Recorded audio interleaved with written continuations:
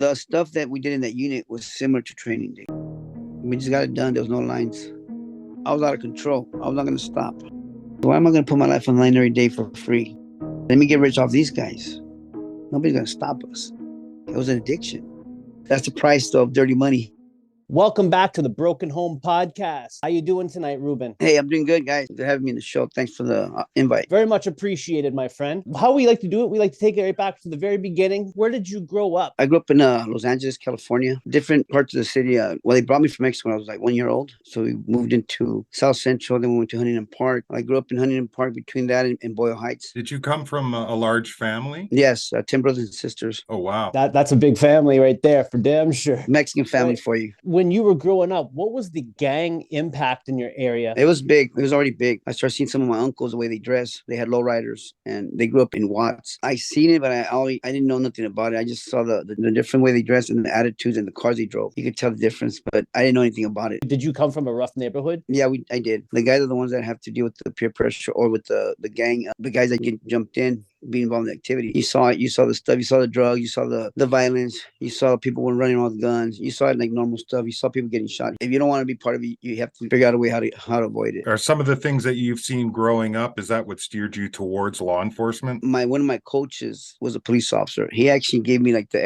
incentive. I think it was being trained by a LAPD officer in boxing and watching how he worked with the kids in the inner cities in the ghetto, because he would pick up the guys from the projects, bring them to the gym, take us to running, take us to training, take us to our fights. He was a good coach. Super good coach. He disciplined us. He worked us hard. He trained us and he motivated us. You could say our father figure. I thought to myself, this guy, man, he's a good dude. He's a cop. I thought I could do the same thing, be influential, be a mentor, help some youngsters out there. He kind of solidified that. That's really good. That's really having a role model like that outside of the streets, especially coming from the environment that you did. That's probably not all that common, having a positive role model. I knew I wanted to box. So the passion inside me for boxing was there. I needed to find a gym. And the gym I found was in Boyle Heights. So I was living in Huntington Park. So I'd have to get my bike and ride my bike 6 miles to the boxing gym. As a little kid, when I landed in that gym, I just fell in love with the sport. They throw you in the ring to see how you're going to perform and see what you're going to do afterwards. See if you really want to box. You're talking about this gym produced a lot of champions and gold medal winners in this gym. So they have the reputation and they know how to build fighters. So when I show up as a little kid, they throw me in the ring. I sparred the first day just to see what I had, even though I didn't know nothing about boxing. Just the fact that I enjoyed that part of it and I left, I came back the next day. I didn't know I was going to be around those type of trainers.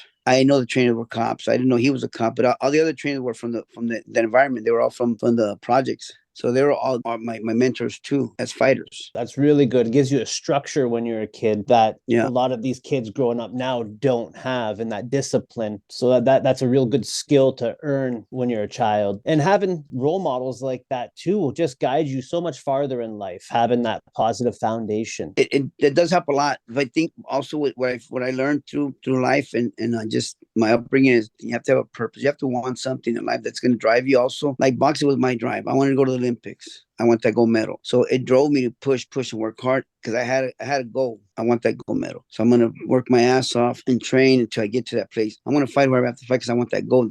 They're in my way. So that was my drive. And I liked the violence too back then because violence was something that was normal to me. I grew up in a home where my stepdad, in his own way, he tried to discipline you, but at the same time, that you could call it extra discipline or abuse. You know, it's only toughening me up. I'm not taking it as anything but that. But it did make me a little too tough sometimes. In the ring, I was able to release that anger, release whatever else was in me. I was able to release it in the ring with my opponents. So it felt good. The outlet, it felt good swinging at somebody, punching somebody. You know. How many fights did you have under your belt, Ruben? Over 100 amateurs, fought all over the world. I was ranking, and I was trying to get into the box out before the 1992 Olympics, but I got injured. I just sparred with De La Hoya. I sparred with Shea Mosley. I sparred with all the guys that were going to the Olympics or trying to get to the Olympics too, became world champions. We were sparring together since I was young. That's amazing. De La Hoya. His trainers were my friends, and then my trainer kind of became his trainer before the Olympics. We're upcoming. I got injured, and through the injury, I knew that boxing, if you're injured, you really can't do anything for anybody or yourself. There's no insurance. There's no workers' comp. You either make it big, make it quick, and get out. If you're injured, you're really not going to make money for your promoters, your sponsors, for your managers, for your coaches. So you sit down. You're not going to make money for nobody. So you're forgotten. injuries, you never know when it could happen. How did you get injured? I was working and I busted my thumb, and then I got a ear and throat infection. I got a fever. So right before the trials, I couldn't fight the tournament. Yeah, that'll set you back for sure. It's even the fight game now. When I used to fight and train, it's totally different now compared to then. It was almost like a primitive regiment back then compared to how scientific it's become now. It's like a whole different animal now. How old were you when you got yourself into law enforcement? I started the process at 21. It was before the 92 Olympic trials. So once I got injured, I took my next step was to be a police officer. So I started the hiring process, my test, 91. It took me about 11 months to finish all the process. So the testing took me about 11 months. And then by the time I'm doing all the testing, they say, okay, well, you pass backgrounds, you pass this test. Now you're going to get scheduled an academy date. My academy date was November 1993. So that's when I started the academy. And that's 7 months in the academy. So you're in the academy. Did you ever get any pressure from anybody in the neighborhood because of your new career that you're taking on? No, nobody. I'm my own person, basically. I'm one of those guys I'm a loner and I don't bother nobody. I don't let nobody bother me. I didn't put up with nonsense growing up since I was a kid. So that was not going to be a problem for me. Nobody's going to tell me what to do either way. I have a problem with people, authority, or people that think they're going to tell me what to do. I don't care who you are. It's like me. You're a gangster, you're going to tell me what to do, you're going to have problems. We're going to have issues. I'm my own person. And growing up in that environment, I didn't like anything like that. I had an attitude. I'm angry. I was an angry kid. I was an angry, violent kid. I just mind my own business. Don't bother me. And you're not going to bother about me. Simple as that. And yeah, I wouldn't have put up with their crap anyway. Usually it's the angry, violent kids that get targeted to become a member of the gang. They recognize that. Yeah, but the thing with me, I believe that's, for me, joining into that, it was more like you want to be a follower. You want to be pushed around, used, and you're going to be told what to do. And then your bravery, courage comes from the numbers because you have homeboys to back you up. Yeah, I didn't agree with all that stuff. My own mind was different. My thinking was different. How long were you part of the LAPD before becoming a member of Crash? I worked patrol for 6 months, undercover 6 months. So I'd say by 2 years, and then I got recruited into Crash. And for the listeners, could you tell them what the Crash unit is about? It's an elite unit. It was created back in the days, in the 70s, people in suits, guys, officers in suits, but it was dealing with the old type of gangs, but like the gambling type of stuff, the old school gang banging, not street gang banging like now. When we joined it was more dealing with all the street gangs, like MS-13, 18th Street, Playboys. The neighborhood I worked was filled with gangs. Rampart Division is infested with gang wars amongst each other daily. So you're in the mix of all that as a gang cop. Was there ever any open targets out on Crash members? Because I heard that you guys got quite the reputation after a while. Yeah, the unit was known to, basically enforce the rules or their system against the violent extorters, robbers, rapists, killers, gangs. In that area, you have so many undocumented people, so they're easy targets for these guys. They extort them, they rob them, they rape their daughters, and if they want to press charges, they threaten them. They tell them, go ahead and press charges when they kill you and your family. So they won't press charges. So you're going to have them living in fear, continue torment, and they're working to pay their bills, but some guy will come up to them, rob them for the paycheck or rob them for their whatever. They have a store, if they have an ice cream truck, one of those vending things, they're going to extort them. They're going to collect 30%, whatever they're going to collect, they're going to make them pay some money. So they're never going to be free. They're living in bondage right there and in torment by these gangsters. A lot of people don't see both sides of the world. And I understand that there's the people join and make mistakes. And once they're in there, they follow suit. They have to follow their guidelines, their system at the price of innocent people. Ruben, how does one get into the Crash unit? Did someone approach you or did you apply to get into this unit? Well, in my case, my reputation was, I guess, be noticed. My first shooting was when I was working undercover because I was also in a unit called 21 Jump Street, undercover high school bias. So I was in 21 Jump Street. Right out of the academy, they sent me to patrol. And then 3 months later, they recruited me to work undercover in the high school like a student. So that unit, you become a high school student again. You're 23 and you have to buy drugs. You have to infiltrate. You got to be a student like the movie 21 Jump Street. Your job is to buy drugs, find out who's selling the drugs, and then find out who they're getting drugs from. That's my job. I got in a shootout with some older gangman that tried to rob me on a drug setup. I shot out with the 2 guys. I got shot in both my legs. I shot the one guy. I got a Medal of Valor for that shooting. So just that alone carries a lot of weight in the department amongst the hard-charging officers. They want solid people that been there, done that. They're not going to break in the pressure. So the sergeant hit me up and said, "Hey,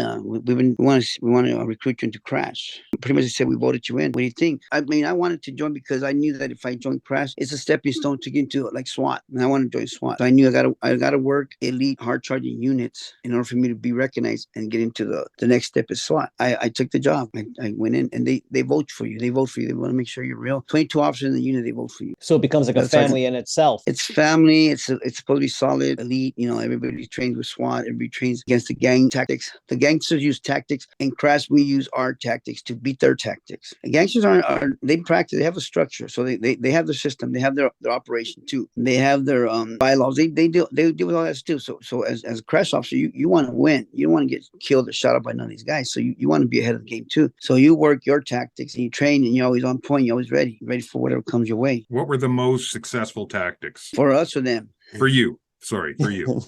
If you got to put fear and intimidation on these guys, they got to fear you. The respect don't even exist because there is no respect when you're out there. You're a gangster. You don't respect nobody. You will show the respect when you're being dealt with by us, but more so it's a fear because they have to have something that they fear. If they don't fear anything, then how are you going to break them? How are you going to make them do what they say? If they're not afraid to go to prison for life, if they're not afraid to get killed, if they're not afraid to get beat or put a dope on them, how's that work? You really don't got nothing. You got the guy's a loose cannon. You got to put fear in them. And how would you do that? You know that they're doing something you shouldn't be doing, so you find the dope in their pocket, and that might be one way to say, hey, look, I got you your 3-striker or the gun on your waistband. How are you going to deal with that? You know, you want that gun, this is your gun. Who are they going to believe, you or me? Yeah. The unit itself, was there a line that they could cross, or were they just let free? Whatever brought in the results is what they just went and got it done. We just got it done. There was no lines. That was it, eh? To each individual is going to be, if you have a moral compass, cool. If you don't have one, you're not going to have one here because you might have a moral compass, but you might also excuse and justify your behavior because of who you're dealing with. You're thinking about the victims and what they go through. So you're more so trying to figure out how you can take care of these victims and make sure that they're protected because they don't feel safe or protected anyway. So how are you going to make it better for them? If they're being terrorized, extorted, sometimes the detectives will call us and tell us, hey, there's a group of MSers. They have a family hostage and they're raping their daughter in her apartment and she's 15, but they said that they'll shoot it out if the cops go get them. So what are you supposed to do there? You got to figure out how you're going to kill them. You're going to get rid of them. You got to stop them. They want to shoot it out, but they got a family there. So you have to come up with a game plan. They want to shoot it out, then they're going to get shot. You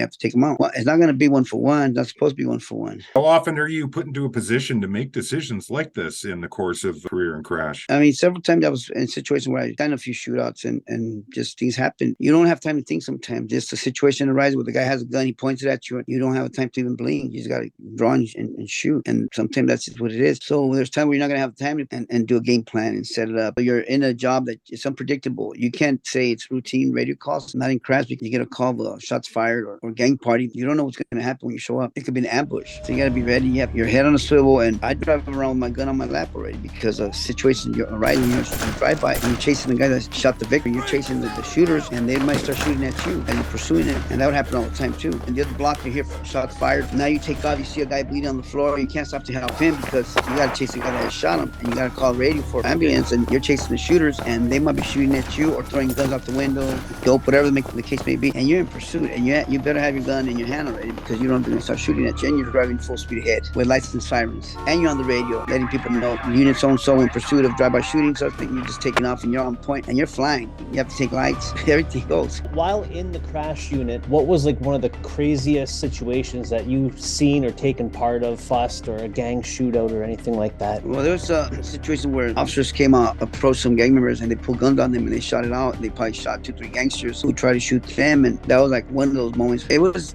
common, but it wasn't like as common when you had a few gang members trying to shoot at a few cops. It was more like the cop shows up and a couple of gang members trying to shoot at one cop, or it just depends on scenario. For us, it was unpredictable. You just had to be ready for the whatever came your way, whatever. You don't know what's going to happen. You got to be ready. Yeah, I can imagine. After the course of being with Crash, you ended up started getting yourself into some side businesses, started doing drug buys on your own. What was the motivation behind that? First, when I was still in Crash, they loaned me out to work in a unit called FES, Field Enforcement Section. It's like the movie Training Day. You guys seen that movie? Oh, yeah. So the stuff that we did in that unit was similar to Training Day. They those things that they showed in that movie have to do with our unit. We're working this unit, and it's just like the movie, but of course, there's more stuff in real life. So you're buying drugs, you're picking up informants, you're getting all the narcotics complaints, and your job is to deal with the narcotics complaints, and you're undercover all the time. You're in the street, like I said, picking up informants, talking to tenants units, and you're getting all the inside scoop of the block. Who's doing what? What's happening in the blocks and the streets? You start getting creative too in how you deal with people, because you also have informants, and your job is to protect informants too. Your informants, you don't want them to get killed, so you got to take care of them. So you know how to fabricate reports quick, so you can take care of them. So everything has to do with justification. And there's a slang that they always use, that the stuff we do, there's a reason for it, so you kind of justify why you do it, even if it's wrong. So I'm working this unit, and I get into the shootout, and then I leave that unit and I go back to Rampart Crash, because they had only loaned me out for 6 months.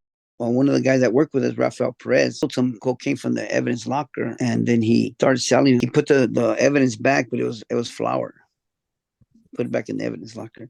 Whoever got busted snitched on him. That was his case. That was his situation. But instead of taking his lumps and expose the crash unit for what we were doing, in his own mind, he exposed it so he could do less time. When that happened, I was already getting pissed off at the department, because back then, I'm a Christian now, but I wasn't back then. I was one of those people that didn't believe in anything but my own survival skills. So I had already had experience with the department management that started pissing me off. So I was like, you know what, this department is a bunch of idiots. They're not here to help people. They're more about themselves and climbing the ladder and not making a difference in the community. So I'm thinking, what am I doing here if these guys are going to do their job? Why am I going to put myself out there every day? They're not trying to put themselves out there to do the right thing. So I'm not going to put my life out there no more at all. So when Perez told on us, I got upset and I got real mad at the department. Crash unit has always had a system that works when you're dealing with the worst of the worst. So I thought to myself, well, what's wrong with these guys? Why are they picking up at Rampart Crash? There's 18 crashes. Why just out Rampart because of Perez? My partner started getting laid off or put under investigation. I myself, at that time, I'm already pissed off the job at the department. I told myself, I don't want to be a cop anymore. There was opportunities for me. I was talking to my informants. My informants would tell me, hey, the gangsters are making like $1 million a week or a month in extortions or in dope. So I just, out of my own anger and everything else, my own decision, I said, I'm going to go rob these guys. Grabbed a few officers and I told them, hey, guys, I'm going to go collect some debts for somebody. You guys want to join me? If you guys say no, this conversation never happened. If the other guy said yes, I called my connection and he told me, hey, I got a job for you. The first hit I did was about $1 million cash and 15 keys of coke, and we left that house. It was like a drug. It became like an addiction to me. I was an adrenaline junkie already because I had been in a couple of shootouts, and that alone changed my frame of mind too. Getting shot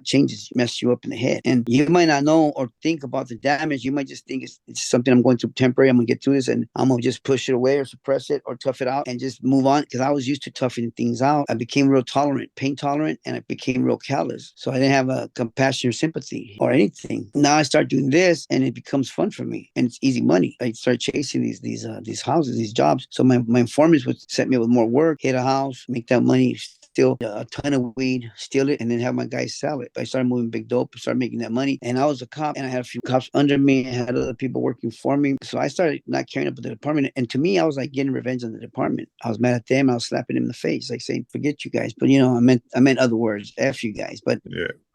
I was like, F you guys and F all these other guys out here moving that dope. You guys are going to make that easy money. And I said, why am I going to put my life on the line every day for free? Forget you guys. So I said, let me get rich off these guys. I started hitting these houses and I was coming up every day. Every time I hit a house, I'd come up big. Nobody's going to stop us. I was doing this for like 2 years. And then eventually my cousin and his friend were doing some behind my back deals. They got me set up with some so-called Colombian cartel guys. They're going to buy cocaine off these guys. And they wanted me to meet one of the guys for like a collection or training. And I went like a big dummy. And there was a sting operation against my cousin and his friend. They were DEA agents and they were claiming to be Colombian cartel guys.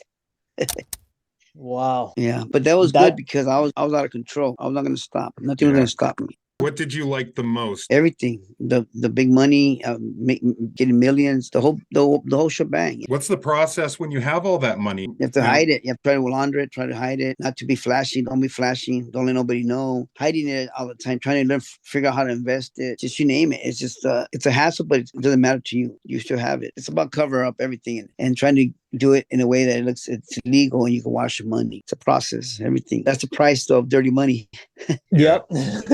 Did Perez finger you guys for anything? Is that why you started saying screw you to the PD? He lied about me. He said some stuff about me that wasn't true. And I got pissed off because he said they need to look at my last shooting. He made us some stuff. I didn't sweat it, but I was just mad. I was just pissed off at him. Overall, I was just mad at how the department treated my partners. You put your life on the line every day. There's times that people make mistakes. But then I'm thinking, how else do you deal with the the criminals that are hardcore trying to beat the system every single day. And the fact is, they could rob each other and shoot each other because that's the choice they have. They chose that. Nobody forced them. They chose to live that lifestyle. When they decide they want to get out, that's good for them. But if they don't want to get out, then whatever comes with the territory, that's part of their life. But the victims, the city victims that we patrol and protect, they didn't choose that stuff. So how do you protect them? And they didn't sign up for it. So are you going to just be victims every single day? Or are you going to deal with the problem? Something has to give. Something has to happen. What's going through your head now you're arrested? And are you now going into the place with the people that you're arresting? They're either going to put you in the yard to walk general population.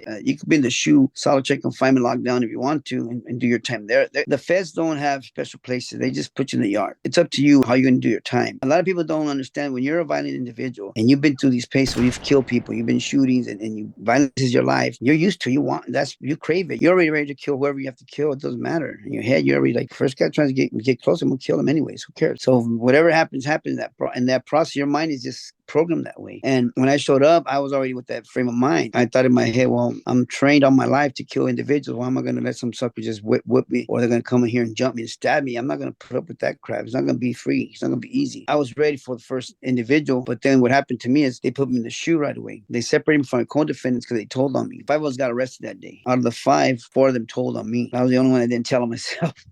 Oh, damn. So that day, they had already been telling on me. The 10 kilos wasn't my problem. I didn't care. I was going to take my lumps for the 10 kilos, even though it was in my situation. So I told them before I knew they were telling on me, I told all of them, you guys better take your lumps for 10 keys. We got busted for 10 keys, man up. And F you guys better talk about my people, my workers, nothing about my stuff, because it has nothing to do with your crap. So that's what I told them. But little did I know that they're already snitching. So then they moved me to the shoe. I stayed in the shoe 3 months. But my thing was, it was a divine encounter because I needed to be in that shoe. Because while I was in there, some ex-house angel guy was my cellmate, and he started teaching me about the Bible and about God and stuff that I needed to hear because I was on a suicide mission. So it was like God interrupted my whole program to introduce himself to me. And that moment is where my frame of mind, I started thinking different. And because I was already talking to my cellmate, telling, hey, either way, I'm going to get out of here worse. They messed up because I'm going to get out of here worse. And I'm going to go get payback on all the guys that did me dirty, and I'm going to get revenge, and I'm going to wipe them out. That's my frame of mind back then. So when he started talking about God's forgiveness, it's like it started ministering to me. And that was like something that started registering. So when he started teaching me about that, I actually did a prayer. And for that moment on, I started having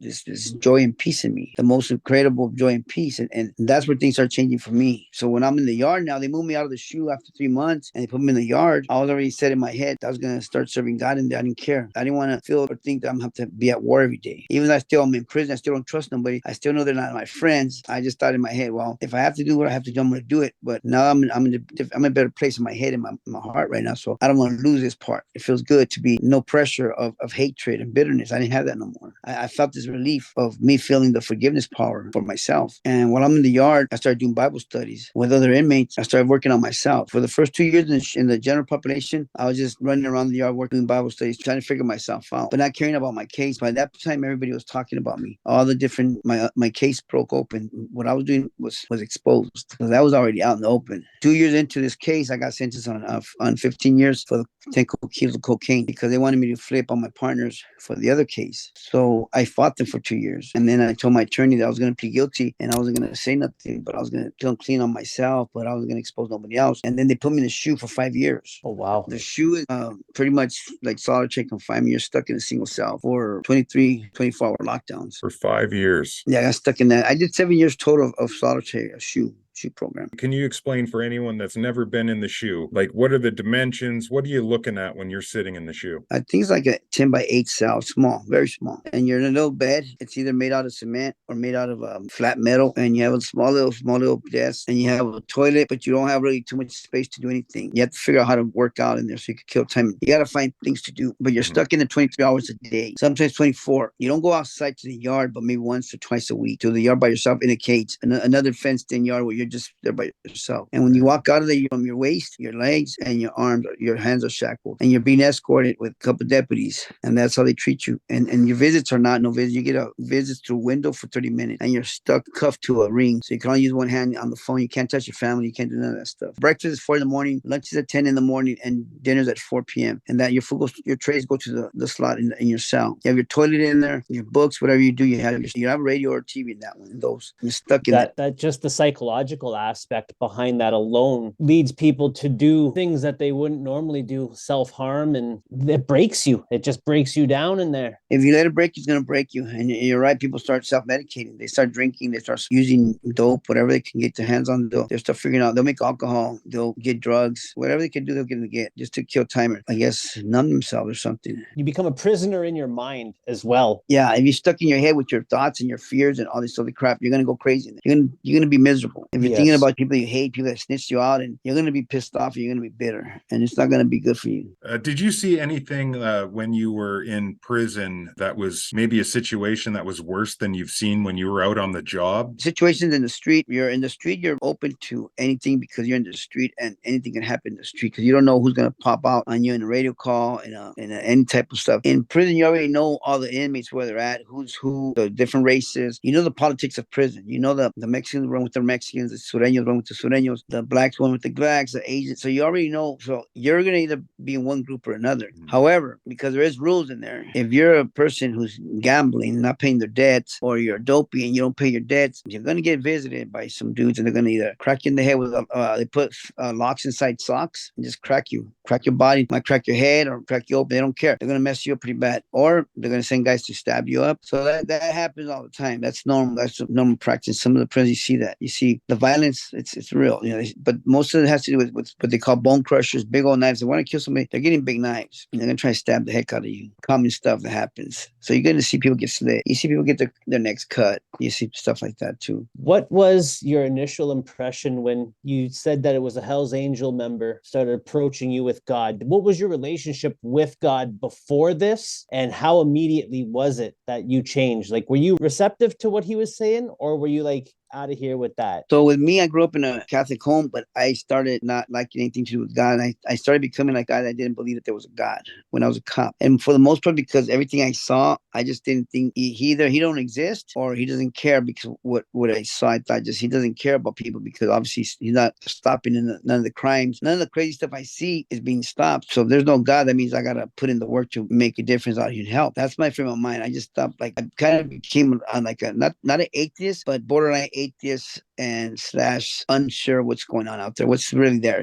I wanted to believe there was someone, but at the same time, it was hard. I didn't do any research. I wouldn't study. I didn't believe in my mom's religion system. What helped me, though, was because growing up Catholic, they still instilled a lot of fear of going to hell for everything. In my head, because of all the stuff I'd done, I believed that I was going to hell and there was no way out. So I told myself, I'm just going to go hard and just go on a suicide bang, because I'm still going to hell. So there's no point of me doing anything good. There's no reward of being good. I'm just going to go hard and take as many as I can with me. So my mentality was like that. So when this guy started teaching me about forgiveness, that's what started registering to me, because I never heard forgiveness. I didn't know about forgiveness. I myself didn't believe in forgiving people. I thought that you're supposed to just get payback. Someone does you dirty, you hurt them, you mess them up, you punish them. So when this guy shared that with me, it really connected. It really caught my attention. When that conversation happened, I started being more intrigued. I wanted to know more about forgiveness for my own peace of mind. That's how that happened. He knew, or God knew how to get my attention. At the probably most needed time of your life, he got your attention. Yeah. And perfect timing. Yeah, the fact that earlier you were talking about all the people that wronged you, wiping them out, like just such disdain that you were thinking, and now to start learning about forgiveness is quite the turnaround. That's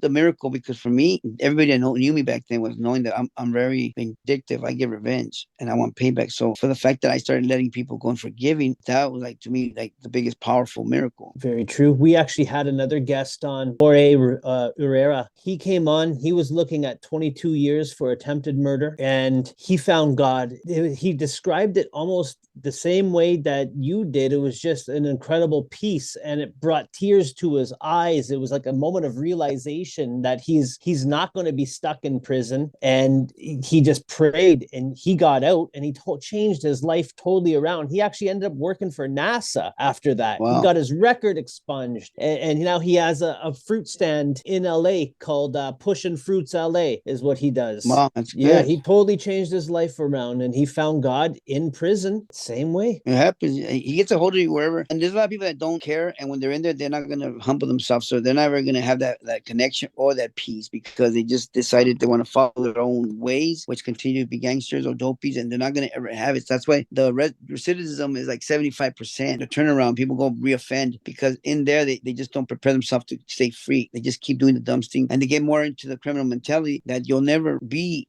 free no matter what, because you're not looking for it. Another reason why I wanted to speak with you is we have a guest that's been doing interviews with us named Luis Salinas. He was arrested in 2003 by the crash unit. He was 2003. Yeah, in 2003. Do you have the name of the arresting officer there, Mark? Was it Dominguez? There was Miguel Dominguez was the officer in pursuit. Okay, yeah. So he was sitting in his vehicle, and I guess he had an interaction with a crash officer previously because he was a gang member, but he ended up leaving the gang, changing his life around a bit, or trying to change his life around a bit. He parked outside of his sister's one night, and he was just having a conversation in the vehicle, and they heard gunshots. Suddenly, one of his homeboys came running up the road, noticed that Lewis was sitting in the vehicle, and jumped in and said, "You got to get me out of here." Lewis, I guess, thought that he was running from the bullets, so he just wanted to get out of the area. He drove out, ended up getting pulled over. Somehow, I guess one of the interactions that he had with the crash unit before kind of stuck with him, because all of a sudden he was getting blamed for these gunshots that went off when really it was the guy who jumped into his vehicle. This guy Hector jumped into his vehicle that ended up shooting somebody. The victim of the shooting said that it was Hector. There was a handwritten statement from Hector confessing that he did the shooting, but he fled the country. He went back to Mexico. Lewis has been sitting in there since 2003, and one of the questions he wanted to know was it common for witness intimidation from some of the officers in the crash unit? It's not really the intimidation of the witnesses. More like, for example, if a gang member doesn't want to come clean or don't do time, they're going to intimidate other witnesses. The gang members are going to intimidate people. Even though his friend supposedly wrote a letter and came clean. In this case, I don't know if it was the detectives that did that, because it could be also detectives that wrote the report and they might not want to take the lumps and admit that they were wrong. Because if they messed up, because I've seen it happen. I have a friend that's in there for already maybe 24 years for a murder he didn't commit either. I feel that a lot of the time the detectives don't want to admit that they made a mistake. And I think that's what happened in his case. But I'm sure with the Innocence Project, either way, I think the first thing he did wrong was give that guy a ride. Messed up situation by saying, that dude, I would be, man, I'm sorry, dude. If you're not gang member anymore, you don't have no right. You don't have to be picking him up and taking him anywhere. He put himself in that situation for doing whatever he was doing. For him to do that to him, it's really messed up. I would look at the pattern of arrest on these officers to see their patterns. If they have a known system that they've been using that shows that they've been doing the same stuff over and over, if they intimidate the witnesses, but if the witnesses said that it wasn't him, right? Yeah. The victim of the shooting pointed out the other guy, but they also removed that in the overall report. It wasn't testified to in court that the witness pointed out the other guy as the shooter. Right. Yeah. Somehow that didn't make it into the court. So can they get another trial? That's what I think he's working on right now. Like, it's such a complicated case. There's just so much into it of like different circumstances that ended up just aligning and then just crazy shit, totally out of a movie. Which really sucks. Yeah. Todd Turner was the gang expert that testified at the hearing. Danny Arona was the investigating detective. Miguel Dominguez was the officer that pulled him over. And Arthur Bedard is the one who said that he was conducting the infield show up. I think the best bet he has is to get an attorney from the Innocence Project, and they look into the detective's arrest pattern to see if it's common practice. And also, why wouldn't they take the guy's statement that's admitting that he did the murder or the shooting? Witnesses, why wouldn't they allow their statement? Yeah, exactly. Yeah, it's such a complicated case. Hopefully he can get the justice. Like, he's never going to get those years back, but hopefully he'll be able to get his life back some sort on the outside soon. Man, it's terrible. It's like I said, it's like out of a movie. Before that happened, I got arrested in 2001, so I wasn't in the scene anymore. When did you end up getting out of prison then? 2017. They gave me 18 years, so I did 16 out of 18. 16 out of 18. What was it like getting out and experiencing this new world? It was a complete shocker, I guess you could say, because the system, everything changed. I got arrested with pagers when I had pagers on me. Yeah. And then come out to this new social media world. It was eye-opening. I'm still figuring out how everything functions little by little. It's work. I guess it's a new world we live in, right? Absolutely.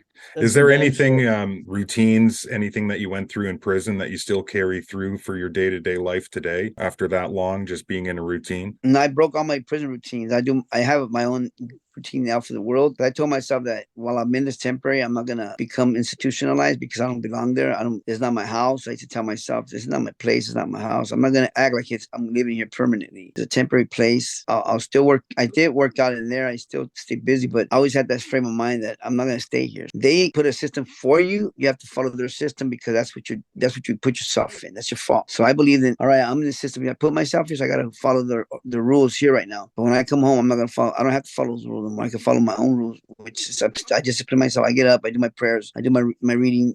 That's something I've been doing all the time, and that was something that I practice all the time. My prayer life and my reading that got me through everything, and it helped me deal with things different too. Because while I'm in there, you're gonna deal with situations, but you have a choice to decide you're gonna deal with it your way or you're gonna deal with it the right way with God's help. And to me, I took that the right side. It's easy to mess up in there. It's easy to do the things your way and make the mistakes and put yourself in a bigger jam. Yeah, absolutely. So fast forward to today. You've been out for a few years now, Yeah. and you're back in boxing. Tell us about that. So right now I'm at a gym. It's called Elite Boxing in Santa Fe Springs. I teach boxing, I teach kickboxing, and I teach mixed martial arts, jiu-jitsu. So I have a different program there, but I'm mixing it with mental health. So I'm promoting mental health. I teach on mental health. I teach on PTSD awareness for departments. I get invited to speaking events where I could talk to management about officers and PTSD, everything that comes with it. It could be suicide, it could be addictions, you name it. I'm invited to speak in these places, but my goal is to create a program that's going to help you get physically fit and also deal with the mental health aspect of it too.